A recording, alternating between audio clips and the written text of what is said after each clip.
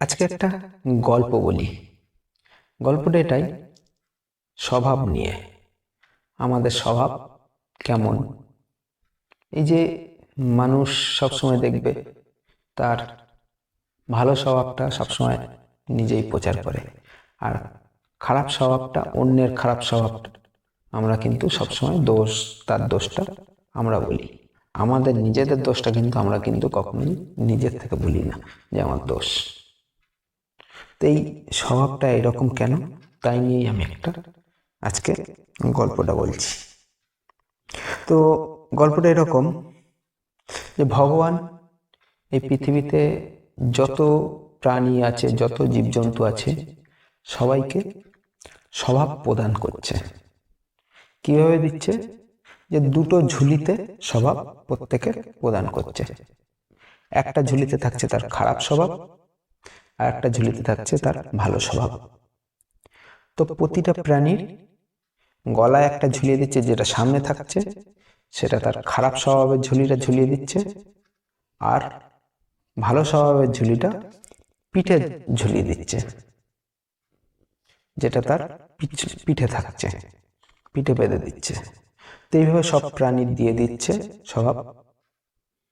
আমরা প্রত্যেকেই দেখি যে খারাপ স্বভাবের মধ্যে কি কি দিয়েছে, যে হিংস্রতা, বর্বরতা, আক্রমণাত্মক, এই ধরনের স্বভাবগুলো খারাপের মধ্যে দিয়েছে।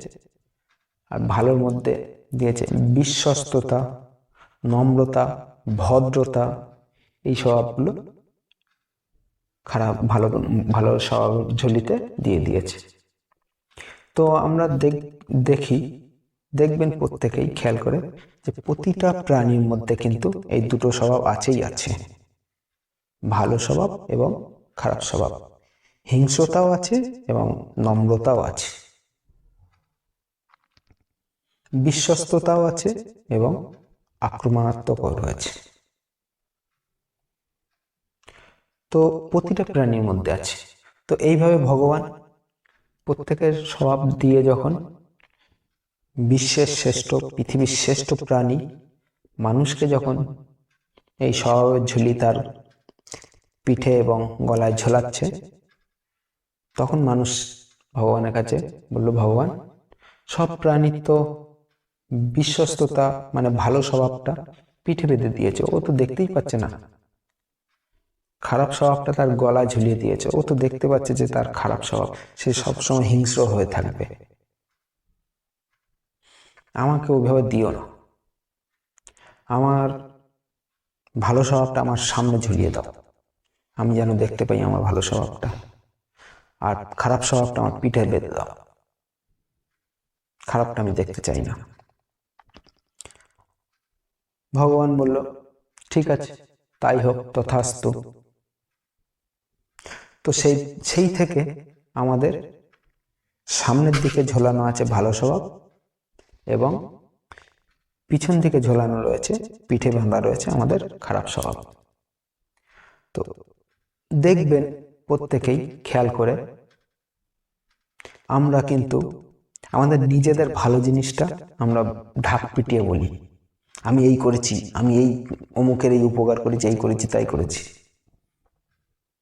কিন্তু আমার খারাপ স্বভাবটা কিন্তু আমি কোনোদিন ঢাক পিটিয়ে বলি না, কারণ আমাদের ভালো স্বভাবটা তো আমাদের সামনে, আমরা তো দেখতে পাচ্ছি আমাদের ভালো স্বভাবটা, সেই জন্য আমরা ভালোটা মানুষকে বলে দেই। পিছনে তো আমার খারাপ স্বভাবটা রয়েছে না, সেই জন্য আমরা খারাপটা বলি না। আমাদের খারাপটা কে বলে?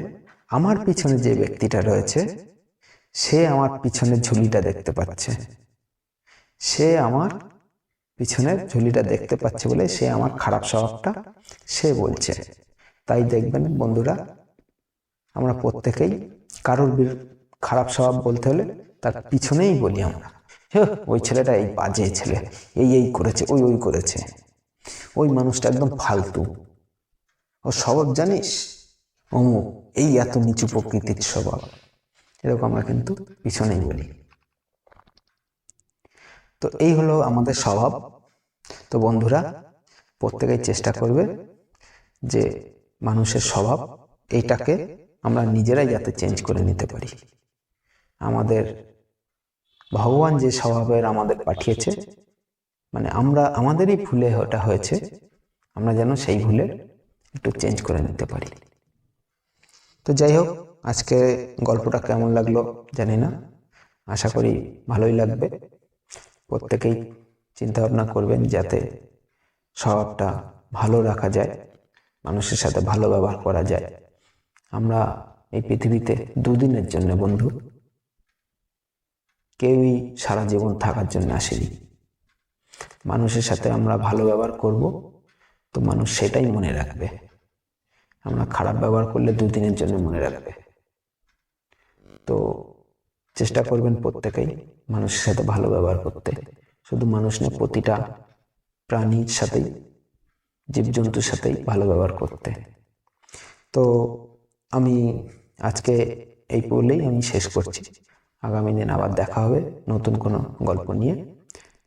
ভালো থাকবেন, সুখে থাকবেন।